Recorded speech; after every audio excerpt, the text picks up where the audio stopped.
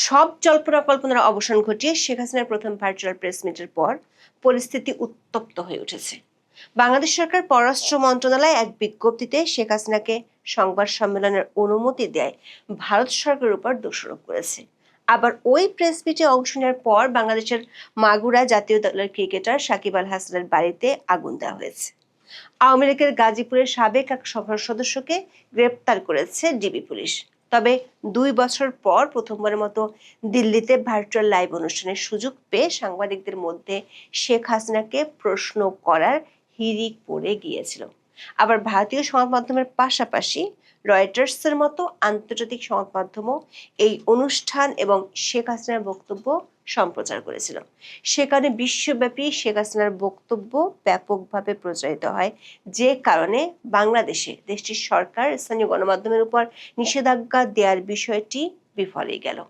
দিল্লিতে সাংবাদিকরা শেখ হাসিনার কাছে মূলত জানতে চেয়েছেন তিনি ঠিক কোন দিন ফিরবেন এবং এই ফেরার ব্যাপারে তার পরিকল্পনা কি।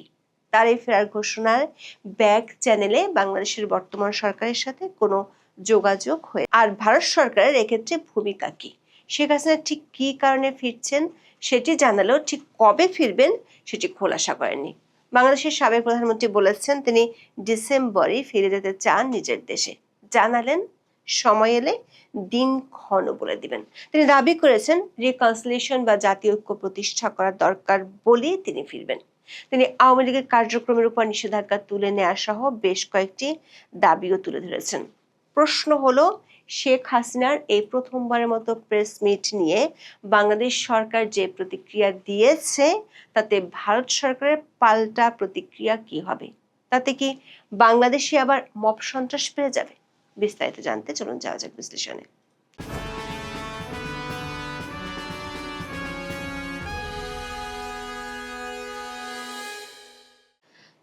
৫ই আগস্ট ক্ষমতা হারানোর পর থেকে বাংলাদেশের সাবেক প্রধানমন্ত্রী আছেন ভারতের দিল্লিতে দলের নেতাদের সাথে বৈঠক করছেন নিয়মিত।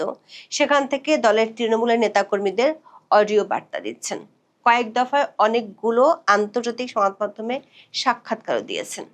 তা নিয়ে বিগত অন্তর্বর্তী সরকার বেশ কয়েক দফা ভারত সরকারের কাছে আপত্তি জানিয়েছিল। তাকে বাংলাদেশের প্রত্যর্পণের জন্য বিভিন্ন সময় কূটনৈতিক স্তরে বার্তা পাঠিয়েছে ঢাকা। কিন্তু এই ২ বছরে কখনোই সাংবাদিকরা তাকে সরাসরি প্রশ্ন করার সুযোগ পাননি। ৫ই আগস্ট ঠিক যেদিন ২ বছর আগে তিনি ক্ষমতা হারিয়েছিলেন, সেদিন নয়াদিল্লিতে প্রথম সংবাদ সম্মেলনে ভার্চুয়ালি উপস্থিত হয়ে শেখ হাসিনা সাংবাদিকদের প্রশ্নের জবাব দিয়েছেন। দিল্লিতে ফরেন করেসপন্ডেন্টস ক্লাব অফ ইন্ডিয়ার এই অনুষ্ঠানটি নিয়ে পরিস্থিতি বেশ উত্তপ্ত হয়ে উঠেছিল। দেখা গিয়েছিল নানা জল্পনা কল্পনা। গত জানুয়ারিতে দিল্লির এই ক্লাবে এক অনুষ্ঠানে শেখ হাসিনার বক্তব্য শোনানো হয়। সেবারও অডিও ক্লিপ শোনানো হয়েছিল। সেখানে অনেকের ধারণা ছিল এবারও শেখ হাসিনার অডিও বার্তা শোনানো হবে। তবে বাংলাদেশে নিযুক্ত ভারতীয় হাইকমিশনার দীনেশ ত্রিবেদীর সাথে বৈঠক করে ভারতে বসে শেখ হাসিনার রাজনৈতিক বক্তব্য ঠেকাতে দেশটির সহযোগিতা চেয়েছিলেন বাংলাদেশের প্রধানমন্ত্রী তারেক রহমানের পররাষ্ট্র উপদেষ্টা হুমায়ুন কবির। ভারত সরকার জানিয়েছিল ওই অনুষ্ঠানে শেখ হাসিনার উপস্থিতি এবং ভাষণ প্রদান নিয়ে দিল্লির কোনো আপত্তি নেই, কারণ এটি একটি বেসরকারি অনুষ্ঠান। তবে সেখানে তিনি কি বলবেন না বলবেন সেটি ভারত সরকারের বক্তব্য নাই। বাংলাদেশ সরকার তথ্য মন্ত্রণালয় থেকে শেখ হাসিনার বক্তব্য প্রচার না করার জন্য সংবাদ মাধ্যমগুলোকে নোটিশ দেওয়া হয়। কিন্তু শেষ পর্যন্ত দেখা গেল এবারও পুরোদস্তুর ভার্চুয়াল সংবাদ সম্মেলন হয়েছে। ছিল প্রশ্নোত্তর পর্ব। শেখ হাসিনার অডিও বক্তব্য শেষ হওয়ার পরে শুরু হয় আসল চমক। তিনি সরাসরি প্রশ্নের উত্তর দেওয়া শুরু করেন। প্রথম প্রশ্নে একজন ভারতীয় সাংবাদিক বাংলাদেশের সাবেক প্রধানমন্ত্রীর কাছে জানতে চান, আপনি কি দেশে ফেরার কোনো নির্দিষ্ট তারিখ ঠিক করেছেন? বাংলাদেশের বর্তমান সরকার বলছে আপনি ঢাকা পৌঁছানো মাত্র আপনাকে গ্রেপ্তার করা হবে। যদি তারা আপনাকে গ্রেপ্তার করে তবে আপনার পরিকল্পনা কি? আপনার আত্মপক্ষ সমর্থনের জন্য কি কোনো আইনি দল প্রস্তুত রেখেছেন? জবাবে শেখ হাসিনা এর আগে একাধিকবার তার গ্রেপ্তারের কথা তুলে ধরে বলেন তিনি ১৯৮১ থেকে ১৯৮৭ সালে ৪ বার এবং ২০০৭ সালে একবার গ্রেপ্তার হয়েছিলেন। ২০০৭ সালে তিনি দেশের বাইরে থেকে ফেরার সময় বাধা দেওয়া হয়েছিল, কিন্তু পারেনি। তিনি বাংলাদেশে ফিরলে তাকে মেরে ফেলা হতে পারে সেই আশঙ্কাও রয়েছে। তবে এসবের তোয়াক্কা না করেই বাংলাদেশে ফিরতে চান আওয়ামী লীগ নেত্রী। কেন? সেই কারণও জানালেন। গত 2 বছরে বাংলাদেশ বিভিন্ন ক্ষেত্রে শুধু পিছিয়ে পড়েছে বলে অভিযোগ করেন শেখ হাসিনা। জানালেন নিজের দেশকে এই প্রতিকূল পরিস্থিতি থেকে উদ্ধারের জন্যই বাংলাদেশে ফিরতে চান তিনি। শেখ হাসিনার দাবি, ক্ষমতায় ফেরার উদ্দেশ্য নিয়ে তিনি বাংলাদেশে ফিরছেন না, তার লক্ষ্য নিজের দেশকে সঠিক পথে ফেরানো। শেখ হাসিনা দাবি করেন, আপনাদের মতো বন্ধু এবং জনগণের সমর্থনই তার কাছে বড় শক্তি। এরপর শেখ হাসিনার ছেলে সজীব ওয়াজেদ জয় 3টি প্রশ্নের উত্তর দেন। পরে আবারও শেখ হাসিনা সাংবাদিকদের প্রশ্নের উত্তর দেন। শেখ হাসিনার কাছে সাংবাদিকরা জানতে চান তার ফেরার পরিকল্পনা নিয়ে। এক সাংবাদিক প্রশ্ন রাখেন, সারা বিশ্বের মানুষ জানতে চায় আপনি কবে ফিরছেন? আপনি ডিসেম্বরে ফেরার কথা বলেছেন, আপনার মূল পরিকল্পনাটা কি? উত্তরে শেখ হাসিনা বলেন, তিনি ঘোষণা করেছেন তিনি বাংলাদেশে যাচ্ছেন। ডিসেম্বর বাংলাদেশের বিজয় মাস, তাই তিনি এই মাসেই ফিরে যেতে চান। তিনি বলেন, যখন সময় আসবে তখন তিনি তারিখ ও সময় অবশ্যই বলবেন।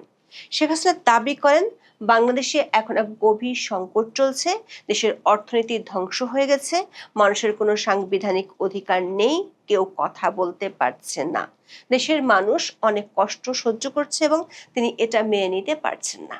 বাংলাদেশে এখন একটি জাতীয় ঐক্য বা রিকনসিলিয়েশন দরকার এবং সাংবিধানিক ধারা পুনরুদ্ধার করা প্রয়োজন। তিনি গণতন্ত্র ও ধর্মনিরপেক্ষতায় বিশ্বাসী এবং সেই হারানো গর্ব ফিরিয়ে আনার জন্যই তিনি ফিরতে চান বলে সাংবাদিকদের জানান। দর্শক, এই প্রথমবারের মতো শেখ হাসিনা বাংলাদেশে রিকনসিলিয়েশন দরকার এমন মত দিয়েছেন। বাংলাদেশের সাবেক প্রধানমন্ত্রীর কাছে আরেকটি প্রশ্ন ছিল তার ফেরার ব্যাপারে।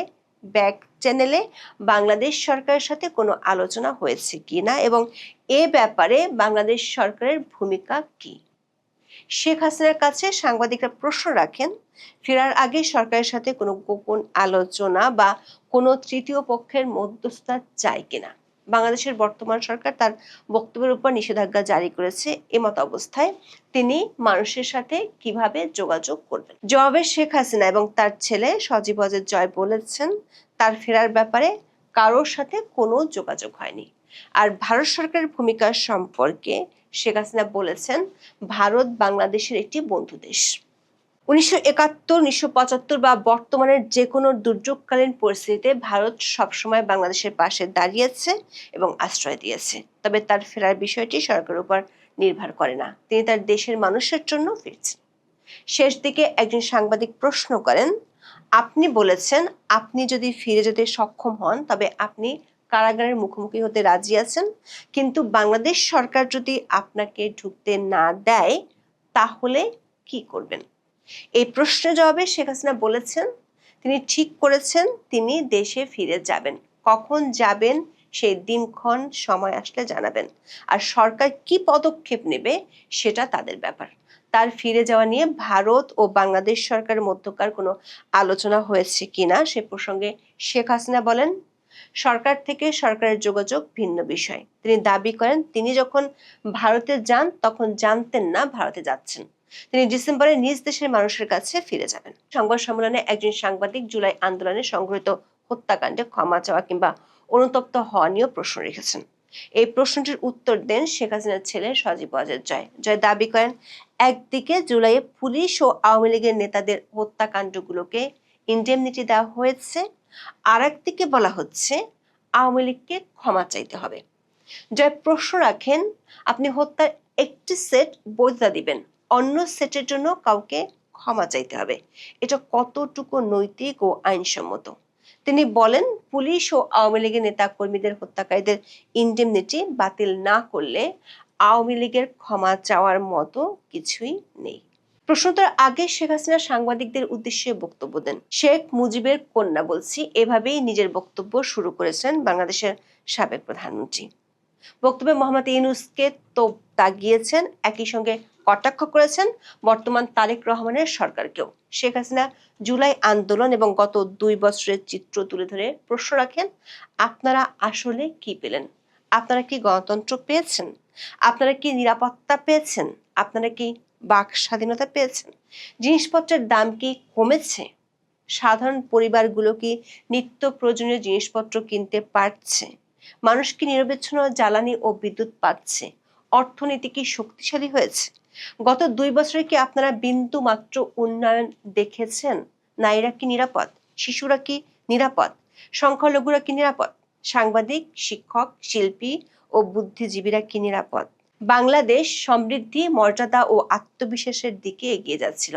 আগস্ট 2024-এর পর এটিকে ভয়, প্রতিশোধ, কষ্ট ও অনিশ্চয়তার দিকে ছেড়ে দেওয়া হয়েছে বলে দাবি করেন তিনি। শেখ হাসিনা বলেন, তিনি বিশ্বাস করেন বাংলাদেশের জাতীয় ঐক্যের বা রিকনসিলিয়েশনের প্রয়োজন রয়েছে। তিনি মনে করেন দেশের ক্ষতের উপশম প্রয়োজন, কিন্তু ঐক্যের অর্থ কখনো বিচারহীনতা বা ইম্পিউনিটি হতে পারে না। যারা দেশের বিরুদ্ধে ষড়যন্ত্র করেছে, অপরাধ করেছে এবং মানুষের কষ্টের কারণ হয়েছে, তাদের সঠিক আইনি প্রক্রিয়ার মাধ্যমে বিচারের মুখোমুখি করতে হবে। ভুক্তভোগীদের আইনি সুরক্ষা এবং যথোপযুক্ত ক্ষতিপূরণ পেতে হবে, এমন দাবি করেছেন তিনি। শেখ হাসিনা বলেন, বাংলাদেশের এই সংকট কেবল কোনো অভ্যন্তরীণ সংকট নয়, এটি আঞ্চলিক শান্তি, নিরাপত্তা, বাণিজ্য, উন্নয়ন ও মানব মর্যাদাকে প্রভাবিত করে। সে কারণে তিনি আন্তর্জাতিক সম্প্রদায় এবং বাংলাদেশের সকল বন্ধুভাবাপন্ন দেশকে আহ্বান জানান যেন তারা গণতন্ত্র, বিচার ও শান্তির জন্য বাংলাদেশের মানুষের এই সংগ্রামে পাশে দাঁড়ায়। একটি স্থিতিশীল বাংলাদেশ দক্ষিণ এশিয়ার জন্য, বঙ্গোপসাগরের জন্য, উন্নয়ন সহযোগীদের জন্য এবং গণতন্ত্র, আইনের শাসন ও বিচারের বিশ্বাসী সকল দেশের জন্য অত্যন্ত গুরুত্বপূর্ণ। আগামী দশকটি পুনরুদ্ধার ও পুনর্জাগরণের দশক হতে পারে, তবে তা কেবল তখনই সম্ভব যদি গণতন্ত্র পুনরুদ্ধার করা হয় এবং জনগণকে তাদের নিজেদের ভবিষ্যৎ নির্ধারণের সুযোগ দেওয়া হয়। সে কারণে তিনি কিছু দাবি তুলে ধরেছেন। প্রথমত, আওয়ামী লীগের উপর থেকে নিষেধাজ্ঞা প্রত্যাহার করতে হবে, রাজনৈতিক বন্দীদের মুক্তি দিতে হবে, মিথ্যা মামলা প্রত্যাহার করতে হবে, বাক স্বাধীনতা ফিরে দিতে হবে, সংবাদপত্রের স্বাধীনতা রক্ষা করতে হবে, বিচার বিভাগের স্বাধীনতা নিশ্চিত করতে হবে, আইন শৃঙ্খলা রক্ষাকারী বাহিনীকে জনগণের সেবা করতে দিতে হবে। শেখ হাসিনার বক্তব্য আন্তর্জাতিক মিডিয়ার বদলতে সারা বিশ্বের মানুষ শুনেছে। সরকারের শীর্ষ মহল থেকে শুরু করে বাংলাদেশের মানুষের মধ্যেও তার এই বক্তব্য দেয়া নিয়ে অনেক আগ্রহ ছিল। এদিকে শেখ হাসিনার এই প্রেস মিটের পর প্রতিক্রিয়া জানিয়েছে বাংলাদেশের পররাষ্ট্র মন্ত্রণালয়। মন্ত্রণালয়ের বিজ্ঞপ্তিতে বলা হয়েছে, নয়াদিল্লিতে শেখ হাসিনাকে সরাসরি কথা বলার সুযোগ দেওয়ায় বাংলাদেশ তীব্র ক্ষোভ প্রকাশ করছে। সেখানে তিনি ও তার সহযোগীরা বাংলাদেশ রাষ্ট্র ও জনগণের বিরুদ্ধে বিষোদ্গার করেছেন বলে অভিযোগ করা হয় বাংলাদেশ সরকারের পক্ষ থেকে। বিজ্ঞপ্তিতে বলা হয়, দ্বিপাক্ষিক সম্পর্ক পুনর্গঠনের ক্ষেত্রে এই ঘটনার সম্ভাব্য প্রভাব নিয়ে ভারত সরকারের কাছে আগেই উদ্বেগ জানানো সত্ত্বেও এই প্রকাশ্য অনুষ্ঠানটি আয়োজনের অনুমতি দেওয়ায় ঢাকা গভীর দুঃখ প্রকাশ করছে। বাংলাদেশ সরকার বলছে, যেদিন বাংলাদেশের জনগণ জুলাই বিপ্লবের দ্বিতীয় বার্ষিকী পালন করছে, সেদিন ভারতীয় ভূখণ্ডে শেখ হাসিনার এই কথোপকথন বাংলাদেশের সার্বভৌমত্বের প্রতি অবমাননা এবং জুলাই বিপ্লবের শহীদদের প্রতি চরম অপমান হিসেবে গণ্য হচ্ছে। পররাষ্ট্র মন্ত্রণালয়ের এই বিজ্ঞপ্তিতে বলা হয়েছে, যে কোনো অজুহাতে শেখ হাসিনাকে গণমাধ্যমের সাথে প্রকাশ্যে কথা বলার সুযোগ দেওয়াটা দেশটির জনগণের আবেগে গভীর আঘাত আনে এবং বাংলাদেশ ও ভারতের মধ্যে সৌহার্দ্যপূর্ণ দ্বিপাক্ষিক সম্পর্ক উন্নয়নের পথে অন্তরায় হয়ে দাঁড়ায়। আবার শেখ হাসিনার এই প্রেস মিটের পরপরই বাংলাদেশের মাগুরায় জাতীয় ক্রিকেট দলের সাবেক অধিনায়ক ও কার্যক্রম নিষিদ্ধ আওয়ামী লীগের সাবেক সংসদ সদস্য সাকিব আল হাসানের মাগুরার বাড়িতে হামলা ও ভাঙচুর হয়েছে। বুধবার রাত 9টার দিকে মাগুরা শহরের কেশব মোড় এলাকায় সাকিবের পৈতৃক বাড়িতে এই হামলার ঘটনা ঘটে বলে সদর থানার ওসি আব্দুল্লাল মামুন জানান। স্থানীয়দের বরাতে পুলিশ বলছে, কয়েকজন যুবক এসে ঢিল দিয়ে জানালার গ্লাস ভাঙচুর করেন। পরে বাড়ির লোহার গেটের উপরের অংশে পেট্রোল ঢেলে আগুন দেওয়া হয়। সঙ্গে সঙ্গে স্থানীয়রা তা নিভিয়ে ফেলেন। অবশ্য এ সময় সাকিবের পরিবারের লোকজন ওই বাড়িতে ছিল না। এখন এ পর্যন্ত। সবাই ভালো থাকুন, সুস্থ থাকুন, নিরাপদে থাকুন। দেখা হবে আগামী পর্বে।